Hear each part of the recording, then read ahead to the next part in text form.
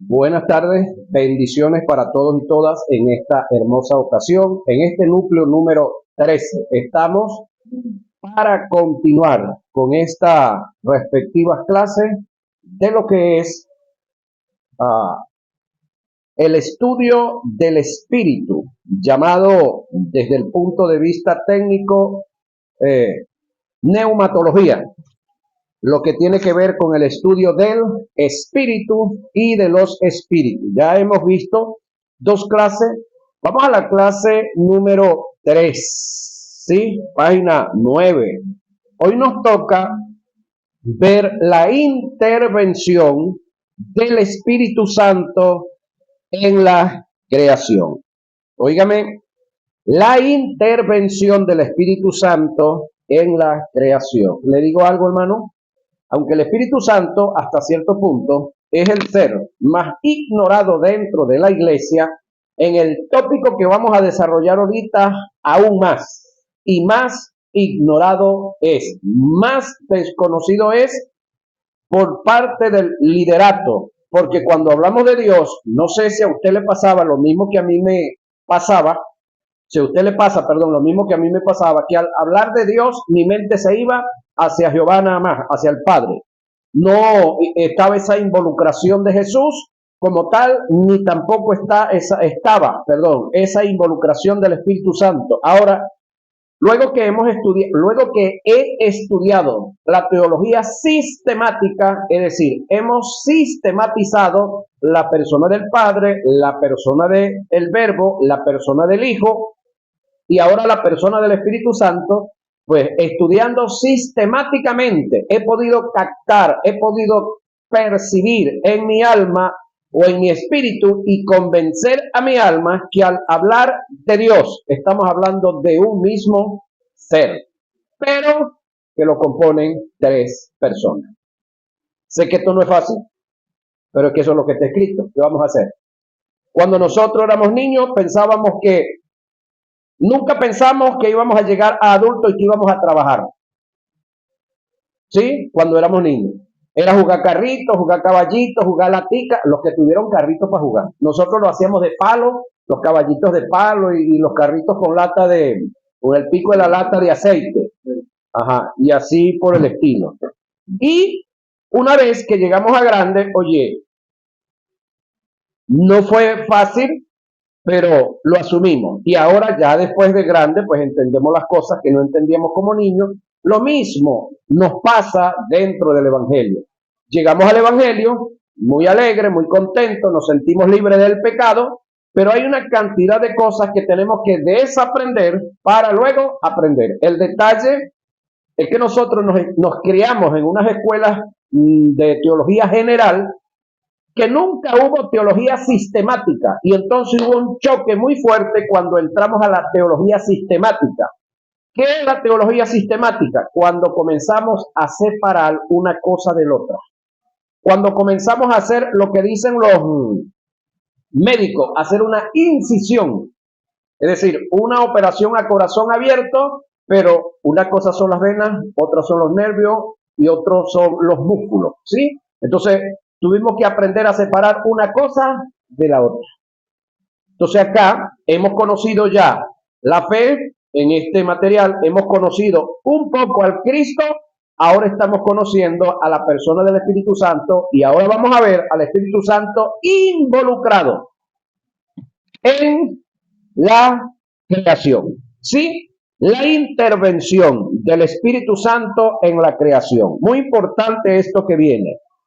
Y esto de la intervención del Espíritu Santo en la creación es lo que se conoce de Dios como el Elohim. ¿Qué es Elohim? El Dios trino, pero aparte del Dios trino, el creador. ¿Sí? Trino y creador. Ahora, todo el origen de lo que Dios Padre y el Hijo hizo o hace, todo lo que en Dios Padre y el Hijo se desarrolla o ha venido desarrollándose, todo lo que en Dios Padre y el Hijo se sostiene o permanece, depende, oiga, de la intervención del Espíritu Santo. El Espíritu Santo es el agente ejecutivo del gran yo soy y del verbo eterno. Él es el autor y creador del universo. Esta parte, en el caso de nosotros, a veces nos cuesta porque nosotros hemos estado acostumbrados a hacer todas las cosas nosotros mismos. ¿Sí? Y entonces cuando logramos, por decir algo, conocer las funciones de un tribunal, ok, para procesar a un individuo en un tribunal, tiene que haber el cuerpo de policía que lo detuvo, que buscó los recaudos, el fiscal acusador, el juez y los escabinos que van a hacer su proceso. Una vez que se dio la sentencia de que el individuo va a la cárcel, el juez no va a hacer absolutamente más nada que firmar y soltar el decreto. Pero el juez no le está poniendo esposas a nadie, el juez no está apresando a nadie, el juez no es el que va a llevar al individuo al reclusorio donde lo tienen que custodiar. Ese trabajo lo hace ¿quién? El cuerpo policial que esté involucrado para tal fin. En este caso, cuando el asunto es de índole político, aquí en Venezuela está el DIGESIN y está el SEBIN. Si el asunto tiene que ver con lo penal y lo capturó el 6CPC, ellos se encargan del trabajo. Y si es más normal, pues se encarga la policía. Es decir, el juez no es el que va a estar para arriba y para abajo con el reo. Entonces, como hay cosas que nosotros hacemos en la casa, que las hacemos todo absolutamente nosotros, creemos que el resto de las cosas funcionan igual. No, no es así. El hecho de que mi vida y mi casa, yo no trabaje en equipo, no sepa trabajar en equipo, no quiere decir que el cielo y el mundo espiritual es igual que mi casa, o igual que mi negocio, o igual que el entorno que a mí me rodea. Aquí hay tres individuos que siempre han trabajado en estrecha unidad, que han trabajado en un mutuo acuerdo, que los tres accionan como si fuera uno, sin dejar de ser tres. Que cada uno ha ocupado su espacio y su parte, sin dejar de ser tres, y sin, como dicen los bomberos, sin pisarse la manguera. Ellos trabajan en completa armonía, ellos trabajan en completa unidad, no en competencia, según lo descrito en Génesis 1, 1 y 2, el Salmo 8, 3, 33, 6, 104, 29 y 30, Job 26, 13, 33, 4, el Espíritu de Dios intervino en la creación desde el punto cosmogónico. Cuando hablamos de lo cosmogónico, estamos hablando de la primera creación. Estamos hablando de la creación de ángeles, arcángeles, querubines, serafines, criaturas celestiales, entre ellos Luzbel, el que luego pasa a ser diablo. La intervención del Espíritu en la creación no se debe limitar en el aspecto cosmológico, es decir, en la creación de los seres humanos, la raza humana, Génesis capítulo 1, verso 3 en adelante, cosmológico, porque su intervención en la creación se anticipa a la creación de lo terrenal, trasciende al mundo celestial que abarca lo espiritual. La cosmogonía es la ciencia que se encarga de relatar y de describir la creación de la era celestial, que abarca lo espiritual. Le comenté, pero acá lo vamos a explicar. La cosmogonía es la ciencia que se encarga de relatar, de describir la creación de la era terrenal, la cosmología, perdón. Pero cuando hablamos de la cosmogonía, estamos hablando de la ciencia que habla de la creación de lo que conocemos nosotros como sobrenatural, porque no estamos hablando de lo natural, pero que aunque hay personas que dicen que Dios no existe, tienen una percepción del mundo espiritual. Hablan de ángeles, arcángeles, querubines, serafines, aunque no creen que hay un Dios. Es decir, los llamados ateos, ¿no? Que alguien dijo que no existen ateos y que en el infierno menos.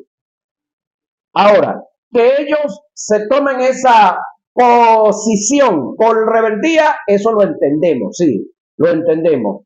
Y porque lamentablemente los ponentes que han tenido desde el punto de vista teológico han sido personas con un conocimiento muy vago de la teología, son personas que de repente en su alocución han echado a pelear la ciencia con lo teológico con la ciencia, que de paso no están peleados, porque la teología no está peleada con la ciencia y la ciencia tampoco está peleada con la teología. Lo que pasa es que tenemos teólogos muy buenos en la teología, pero en lo científico son analfabetos. Y tenemos científicos muy buenos en el área de las ciencias, pero en lo teológico son analfabetos. Entonces aquí necesitamos que haya un enlace. Es decir, necesitamos hombres con una mentalidad abierta que puedan estudiar todo lo que puedan en cuanto a la ciencia y en cuanto a lo teológico también, para que podamos concatenar mejor las cosas. Ahora, la cosmología es la ciencia que se encarga de relatar y de describir la creación de la era terrenal, que abarca lo físico. Las escrituras hacen referencia de la creación celestial, abarcando única y exclusivamente lo espiritual, por igual lo terrenal, abarcando lo físico. Cuando veo tus cielos, ¿qué está viendo este hombre aquí? Lo cosmológico. Cuando veo tus cielos, me está hablando no de uno solo. Obra de tus dedos, preste atención a esa palabra dedos.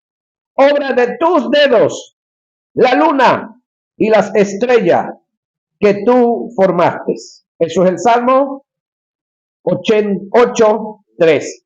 El término dedo, señoras y señores, acá se refiere a la persona de que estamos estudiando el tema, el Espíritu Santo. Salmo 8:3. Por la palabra de Jehová, acá es el verbo, el término palabra, por la palabra de Jehová fueron hechos los cielos y todo el ejército de ellos, por el aliento de su boca. ¿Quién es el aliento de su boca? El Espíritu Santo. Eso es Salmo 33:6. Su espíritu, nótese que de paso está escrito con A mayúscula, adornó los cielos y su mano creó la serpiente tortuosa. Job 26:13. Se debe tomar en cuenta que por principio todo lo creado tiene un orden. Primero fue hecho lo celestial, es decir, el mundo cosmogónico, abarcando lo espiritual, para luego hacer lo terrenal, que abarca lo físico, lo natural. Por la fe entendemos haber sido constituido el universo por la palabra de Dios, de modo que lo que se ve, fue hecho de lo que no se veía. Nótese que no dice de lo que no existía, dice de lo que no se veía. Por lo tanto, ya estaba, pero no era alcanzable a los ojos humanos. Eso está en Hebreos 11:2, Colosenses 1:15 y 16. Cronológicamente, según la cosmogonía, lo primero que Dios hizo por el Espíritu fueron los cuerpos celestiales, denominados como los astros, lo que está allá arriba, ¿sí? Hablando de la luna, del sol y la constelación o las constelaciones de estrellas. Él hizo la Osa, el Orión y las Pléyades. Job 9:9. Ahora, ¿quién fue el ejecutor? El Espíritu Santo es el ejecutor. Dios daba la palabra es el verbo, pero el ejecutor, el que trajo a la visibilidad humana esa hermosura, fue la persona del Espíritu Santo. Buscad el que hace las Pléyades y el Orión. Amós 5:8. Las escrituras dan testimonio que Dios, como el creador de las estrellas, conoce el número de ellas y las llama por su nombre. De repente, esto para usted y para mí no es algo muy significante, porque usted y yo de repente tenemos un conocimiento muy vago de esto, porque tenemos entendido que hay millones y millones y millones de constelaciones de estrellas. Y una constelación está compuesta por millones y millones y millones de estrellas. Entonces, como ese mundo usted y yo lo desconocemos, de repente eso no es grande para nosotros. Pero el que ha estado metido allá, es decir, en esa área, los que estudian la astronomía, no la astrología, ¿no? Los que estudian la astronomía saben que eso es demasiado, que eso es mucho, mucho, mucho. Entonces, cuando ellos leen esta parte, que hay alguien que creó todo eso, que de paso las llama cada una por su nombre. Eso es grandioso. Por eso reitero, la ciencia no está en pelea con la teología, ni la teología con la ciencia. Ahora, él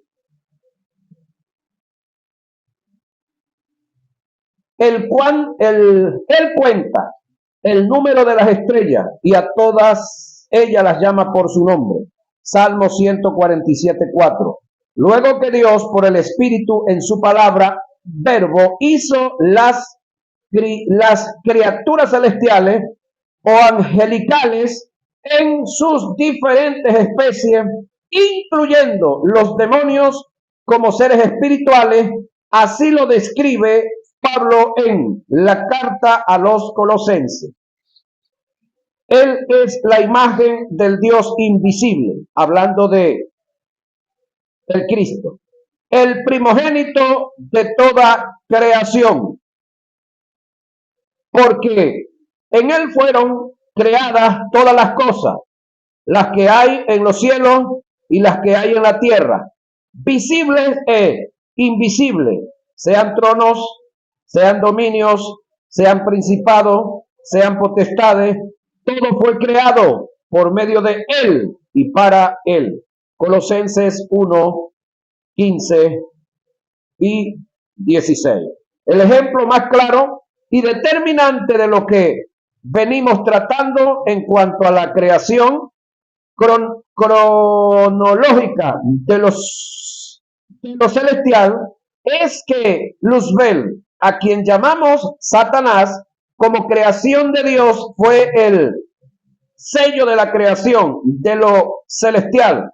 Satanás fue lo primero que Dios pensó hacer, o en este caso a Luzbel, aunque fue lo último que hizo en cuanto a la creación, en cuanto a orden, ¿no?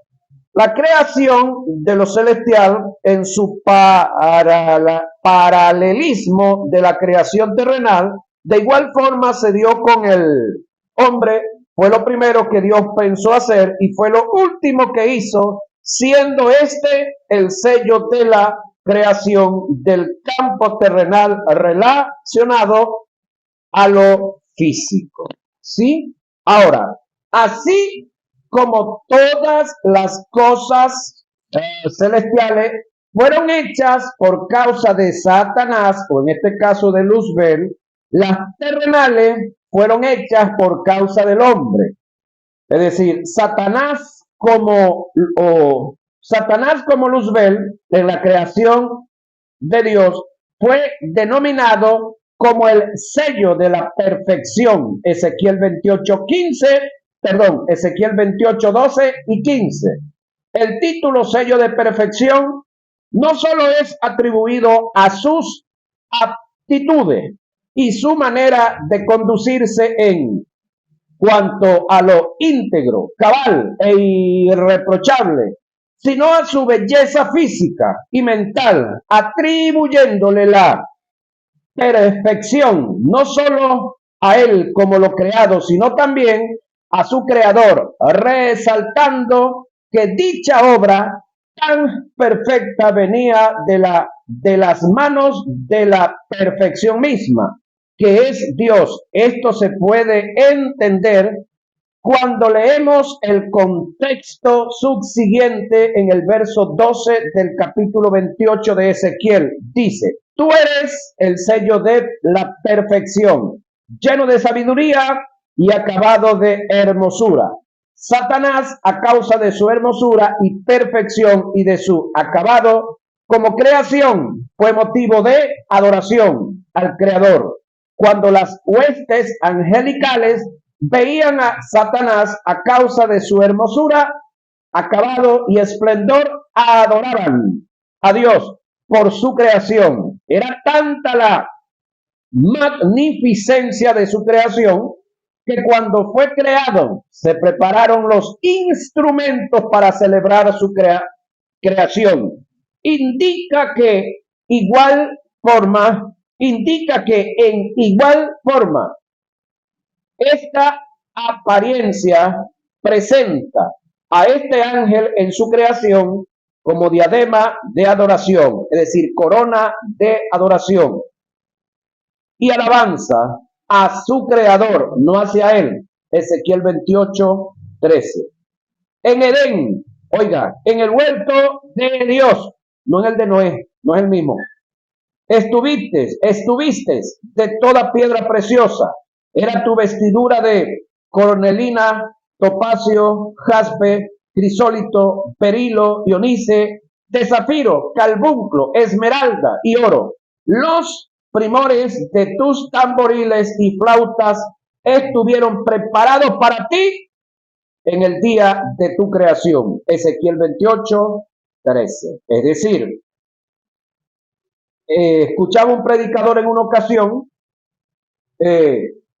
orando, le dijo a Jesús que por qué causa él en la fiesta de el capítulo 2 de Juan había hecho el mejor vino, que por qué no hizo algo así aguarapao, algo así que no estuviera muy bueno, si ya la fiesta estaba que se terminaba, si ya la gente se había bebido todo lo que habían planificado, ¿por qué él les hizo el mejor para el final?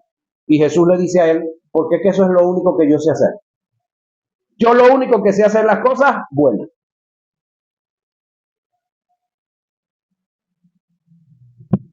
Yo lo único que sé hacer es lo mejor. Menos de eso. Entonces, acá cuando estamos viendo la creación, todo lo que sucedió en la creación, eso es sencillamente así. ¿Por qué Dios hace este ser tan hermoso? ¿Por qué hizo los ángeles tan hermosos? ¿Por qué hizo toda la creación celestial tan hermosa? Porque eso es lo que Él sabe hacer. Él no sabe hacer las cosas medio hechas, mal hechas. ¿Usted no se ha visto usted cómo es? De repente físicamente no tiene una apariencia muy buena, pero revísese por dentro a ver todos los componentes que usted tiene, a ver qué máquina, qué hombre ha creado una máquina parecida a usted. Tiene ese sistema, tengo entendido, andante. La capacidad que no tiene ningún otro ser de reproducirse. Es decir, usted como hombre tiene la capacidad de cargar a sus hijos dentro de usted sin que le pesen. Y las mujeres tienen la capacidad de recibirlos, sostenerlos y soltarlos tan hermosos, tan bonitos, ¿verdad? ¿Habrá otra creación que pueda producir seres tan hermosos así, tan inteligentes? Pero a veces, como no valoramos eso, entonces creemos que somos cualquier cosa, pues. Y entonces, si somos cualquier cosa, el que nos creó también es cualquier cosa. Entonces, pareciera que tenemos falta de valorizarnos, como que tenemos algo de autodepreciación y baja estima por ahí. Ahora, el término los primeros de tus tamboriles, o los primores, perdón, de tus tamboriles y flautas, estuvieron preparados para ti en el día de tu creación, indica la disposición y antesala que se dio en las huestes celestiales para adorar a Dios. En el momento que Luzbel saliera en escena como el sello de la creación de las huestes celestiales, Luzbel es una especie única en su estilo, aunque es llamado querubín. No forma parte de los querubines en común como figura espiritual. Es única en su estilo, hasta el punto que es denominado lucero de la mañana, término del griego fósforo, que indica portador de luz, apelativo que se le es asignado a Jesús posteriormente. Isaías 14:12, segunda de Pedro 1:19. Ahora, escúcheme un poquitico aquí. Esta misma fórmula que se dio en la creación cosmogónica, es decir, todos los seres que Dios creó, todos los espacios, los astros y todo lo que hizo, fue hermoso, hizo bueno. Pero lo último que estaba o que creó, en este caso a Luzbel, es la corona, la cabeza de toda esa creación. Ahora, el detalle es, ¿quién creó eso? ¿Quién fue la mano ejecutora de todo eso? El Espíritu Santo. Entonces, si un ángel es bonito, es hermoso y es poderoso, más es su creador. Si una estrella, una constelación de estrellas, cualquiera de esos astros son hermosos, más hermoso es su creador. ¿Sí? Y así sucesivamente. Ahora traigámoslo ahora al mundo cosmológico. ¿Ha visto usted la hermosura y la belleza de una serpiente coral? De una tigra mariposa. La belleza, el detalle que ya nosotros tenemos infundido un terror y un miedo sobre ese animal. Pero cuando hablamos de la belleza, cuando usted ve un tigre mariposa, cuando usted ve una pantera de esas negras que parece un gatote con esos ojos tan hermosos, todo eso y todo lo que es la creación, súper hermoso. Cuando usted ve una sabana extendida, ve una sabana con árboles floridos, eso es hermosísimo. Bueno, si esa creación, los animales y todo lo que usted ve es hermoso, el sello de esa creación es el hombre o es la mujer, los dos. Entonces, si estos seres tienen una hermosura y tienen una inteligencia, el hombre lo supera con creces. Pero la pregunta es, ¿quién hizo esa creación? El Espíritu Santo. ¿Quién es el brazo ejecutor de esa creación? El Espíritu Santo. ¿Quién es el ejecutor de nosotros? ¿Quién nos creó a nosotros con los ojos donde van, con la nariz donde van, con las orejas donde van, con los pies donde van? El mismo Espíritu Santo. ¿Se enseña y se predica esto en las iglesias? No. ¿Por qué no? Porque no se conoce casi. Entonces, por esa razón, al Espíritu Santo no le paramos mucho. Ahora, en el desarrollo del ministerio de Jesús, creo que nosotros ya vimos aquí Cristología, debemos recordarnos que Jesús, él expresó y dijo que los enfermos que se sanaron en su ministerio no fueron por él, que los demonios que salieron corriendo, pirados de los cuerpos donde estaban por causa de su ministerio no fueron por él, que los milagros de la multiplicación de los panes y de los peces no se los adjudicó él, sino ¿a quién? Al Espíritu Santo. Por esa razón, el Espíritu Santo, por desconocer todo esto de él, es tan ignorado dentro de la iglesia. Entonces me enfermo corriendo por del médico. Me olvido de el Espíritu Santo, me olvido de Jesús. Ahora, cuando el médico me tira una receta así, hombre, que necesito como más de $1,000 nada más para los exámenes y como 2,000 para las medicinas, ahí sí acudo a Dios. Como económicamente no alcanzo, entonces ahí sí voy a Dios. Señor, ayúdame, o provéame o sáname. ¿Por qué yo no fui antes? ¿Por qué no voy antes? Alguien dijo que ahorita hay que tener más fe para ir al médico que para ir a Dios.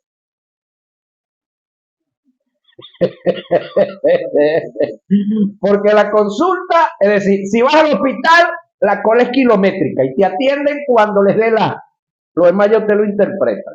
Si vas a la clínica, al médico privado, bueno, hay que pagar la consulta y no es cualquier cosa.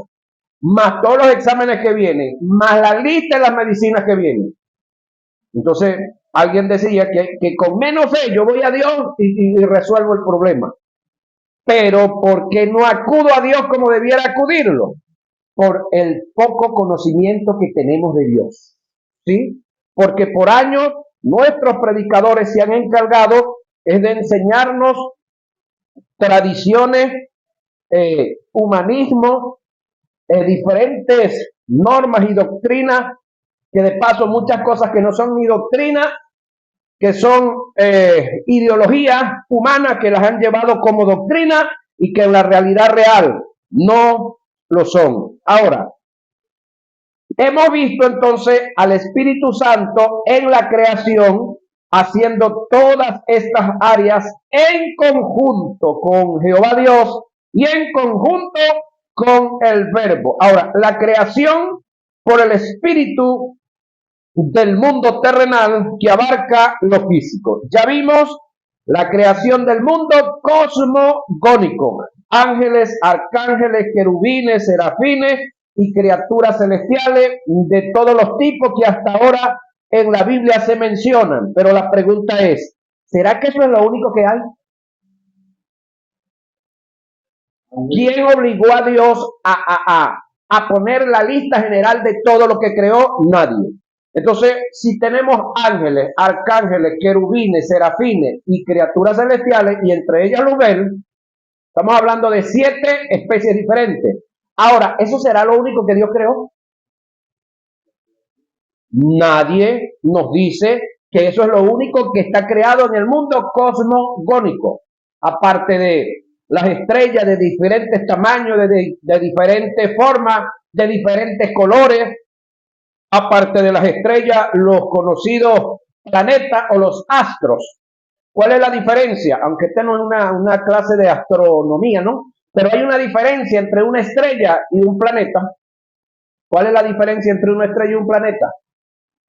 La estrella brilla con luz propia. El planeta necesita la luz de otro para él reflejarla. En el caso de la luna es un planeta, no es una estrella. El sol sí es una estrella, porque tiene luz propia y así el resto de las demás.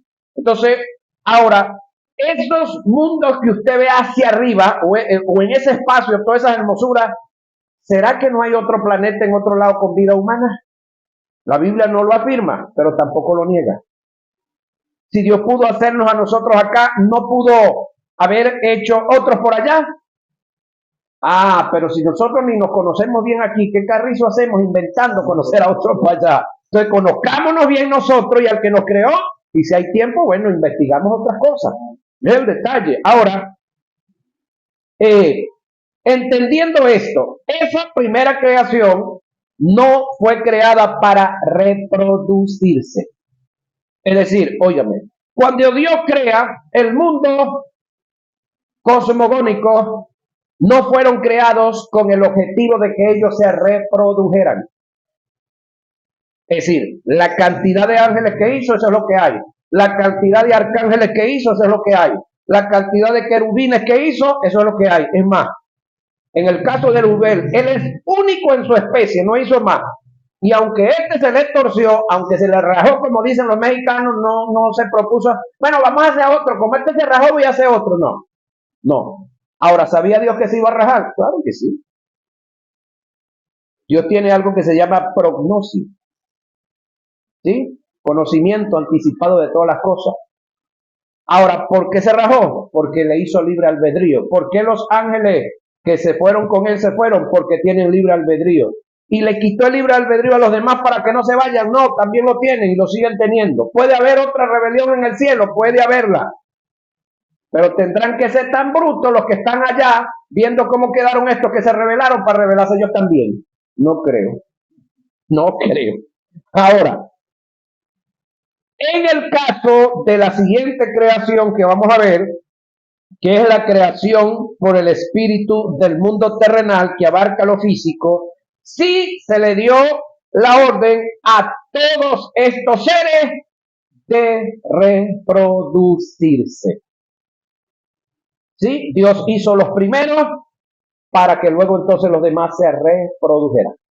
Mira lo que viene ahora.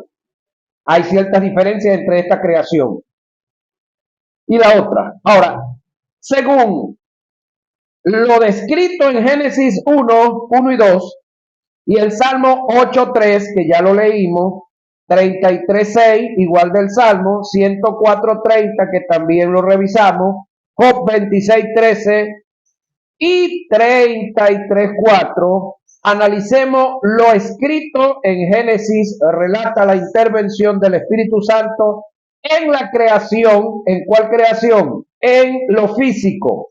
¿Sí? Describamos el texto. En el principio creó Dios.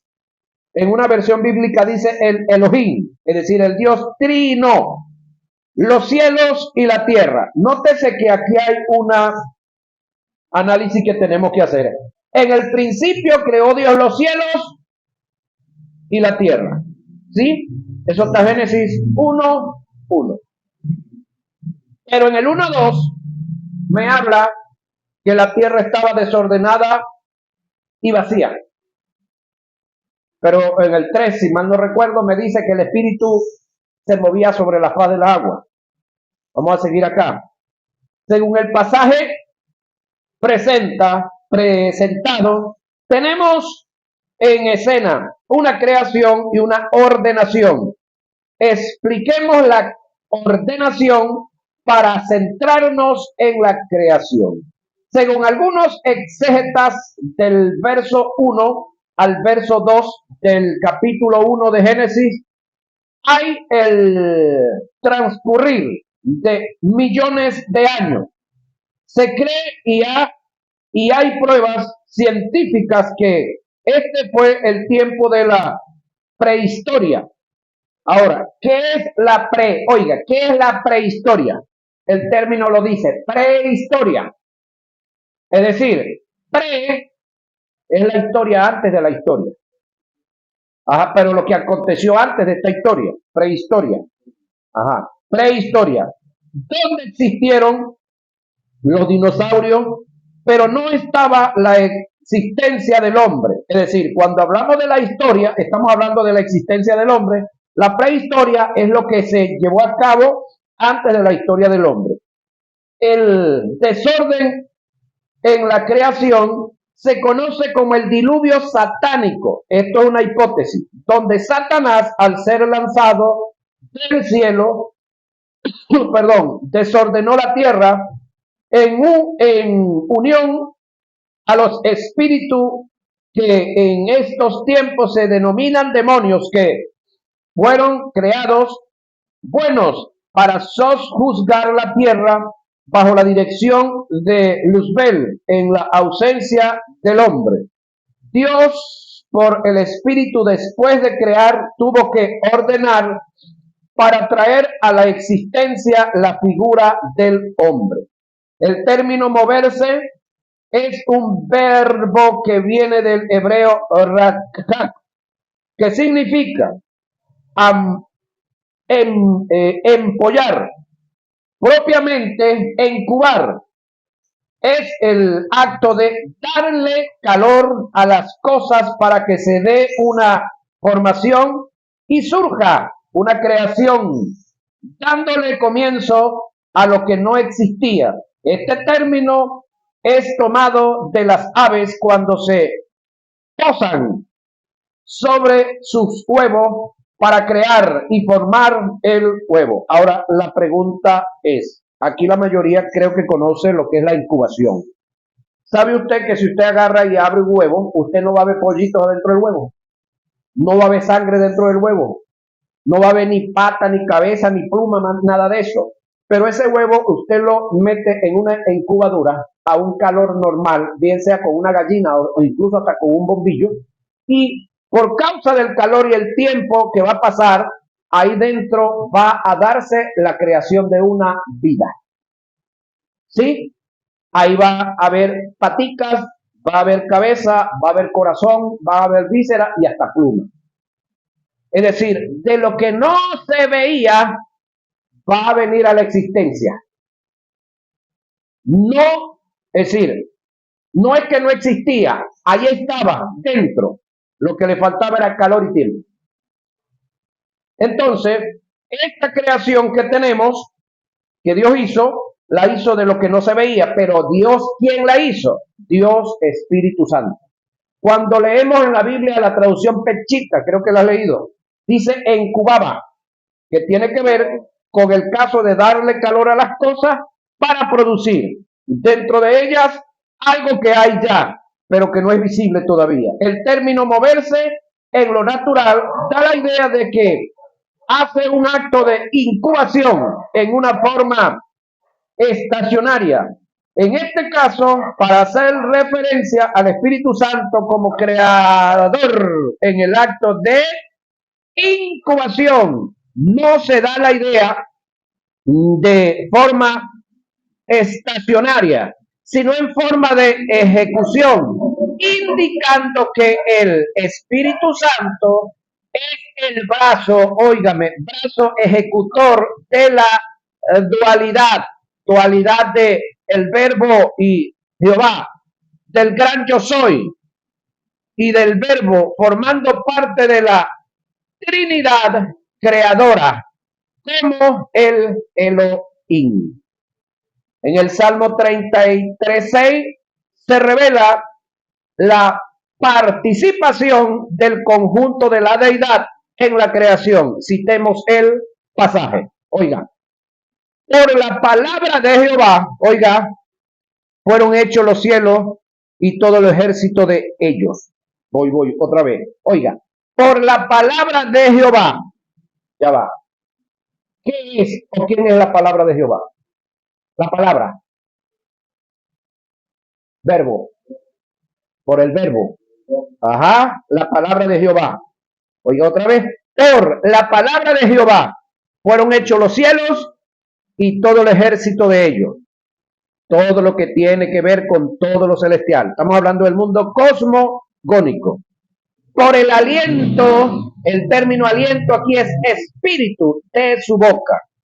Hay dos términos en el pasaje que debemos estudiar desde el punto de vista etimológico. Estos son palabra y aliento. Oiga, palabra del hebreo dabar y del griego logos.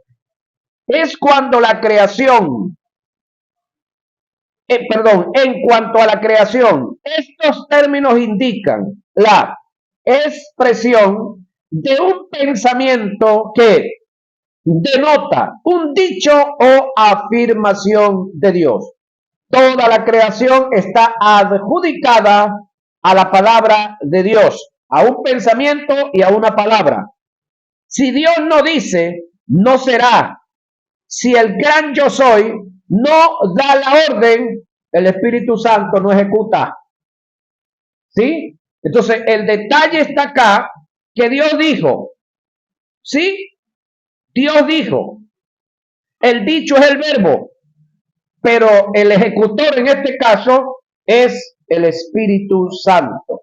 Entonces, si Dios no dice, no sería. Si el gran yo soy no da la orden, no hay quien ejecute. En el relato de la creación conseguimos los imperativos, oiga, sea, haya, júntense, descúbranse, produzcan, dándole al gran yo soy la responsabilidad de dictaminar la palabra para darle comienzo a un ejecútese que trae como resultado la creación y formación del vasto universo. Esta palabra, el dictamen, es el verbo mismo, sin el cual no era posible la creación del universo. Juan 1, 1 y 3, Colosenses 1, 15 y 17, Primera de Juan 1:1. Debemos tomar en cuenta una gran verdad. Si se requiere el agente que dictamine la palabra y se requiere de la palabra misma como dictamen, también es indispensable el agente que ejecute dicha palabra. Este agente es el Espíritu Santo. Aliento. Este término es uno de los significados de la palabra ruach del hebreo y del griego neuma. Este término es utilizado bajo muchas connotaciones en los textos sagrados, incluyendo a la persona del Espíritu Santo. El término que se empleó en Génesis 1.1, Isaías 61.1 para hacer referencia al Espíritu Santo es el mismo que se utilizó en el Salmo 33.6, traducido como aliento en nuestras traducciones bíblicas y, según el contexto y la hilación del pensamiento, en el Salmo 33.6 se está haciendo referencia al Espíritu Santo como agente ejecutor en la creación. Debemos destacar para complementar esta información que el término dedo de Dios en los textos sagrados es utilizado para referirse en algunas partes al Espíritu Santo. En Éxodo se le atribuye la inscripción de los 10 mandamientos al Espíritu Santo. Por igual, está registrado en forma paralela en Deuteronomio. Y dio a Moisés y dijo a Moisés y dio a Moisés cuando acabó de hablar con él en el monte del Sinaí 2 tablas del testimonio, tablas de piedra, escritas, con el dedo de Dios. El término dedo aquí es Espíritu Santo. Éxodo 39.18. Y me dio Jehová las 2 tablas de piedra, escritas con el dedo de Dios. Deuteronomio 9.10. La inscripción que fue escrito en una pared por una mano que apareció en advertencia al rey Belsasar por su idolatría, fue escrita por el Espíritu Santo. Entonces, de su presencia fue enviada la mano que trazó esta escritura, y la escritura que trazó es Mene, Tekel, Uparsin. Esta es la interpretación del asunto. Mene, contó Dios tu reino y le ha puesto fin. Tekel, Daniel 5.24 y 25. En el Salmo 8.3 se utiliza la misma expresión para hacer referencia al Espíritu Santo como el agente ejecutor, participante en la creación. El pasaje dice: cuando veo tu cielo, obra de tu dedo. Jesús en su ministerio hace referencia a esta verdad tipológica que aparece en el Antiguo Testamento referente al dedo de Dios en relación al Espíritu Santo, cuando dijo: mas si por el dedo de Dios echo fuera los demonios. Lucas 11:20. Debemos tomar en cuenta que el Espíritu Santo, además de operar como agente ejecutor de la palabra en la creación, también es el encargado de sostener y sustentar el vasto universo. Lo dicho en Hechos 17:25 y Hebreo 1:3. Oigan lo que dice esta escritura.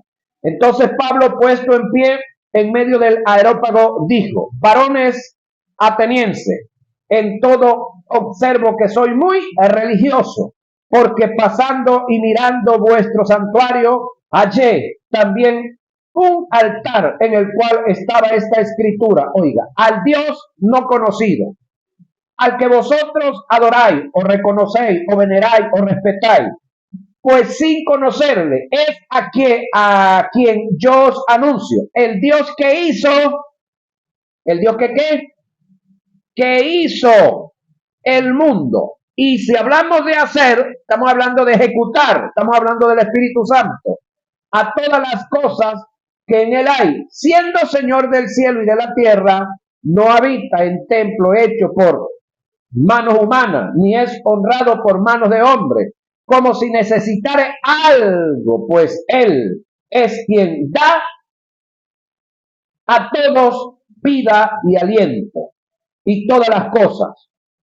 Hechos 17, 22 y 25. Este pasaje, el término aliento es relativo al Espíritu Santo. La Escritura presenta un relato donde Jesús le trajeron una mujer sorprendida en adulterio para tentarle, y el texto afirma que Jesús, inclinándose, escribía en tierra con el dedo. El pasaje, al parecer, lo que Jesús está haciendo es dándole paso, oiga esto, a la intervención, al espíritu que moraba en él, para que se diera mediante el Espíritu el convencimiento de pecado.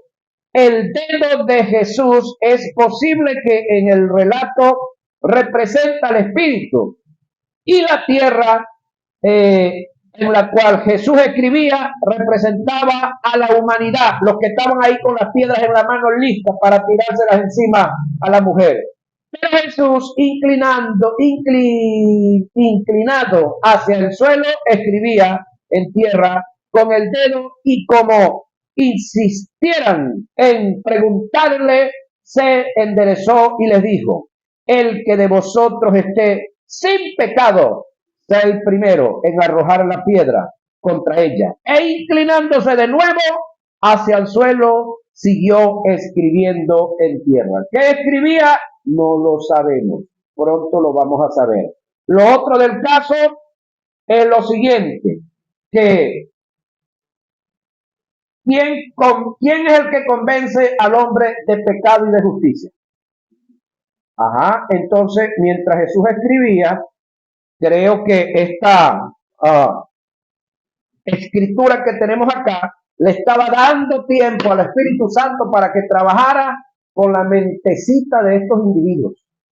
¿Qué escribía en el suelo? No sé, de repente estaba escribiendo, pudiera yo decir aquí, el texto que tenía que ver con este caso, que a los tales mandó Moisés a apedrearlo. Oiga, a los tales, es decir, a los dos, porque aquí trajeron a la mujer solita, por decir algo que él escribió ese texto. ¿Qué escribía? No sé, pero ahí podemos decir varias cosas. Pero el detalle está que esa escritura y el tiempo, bueno, fue propicio para que cada uno se diera cuenta que ninguno estaba en capacidad de arrojar ni siquiera la primera piedra, porque todos estaban mal.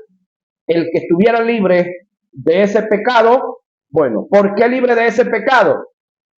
Porque la mujer, por supuesto, fue sorprendida en el acto de adulterio. Ok, el acto de adulterio se comete entre dos. ¿Dónde está el individuo? Entonces, ellos también estaban involucrados con ese pecado.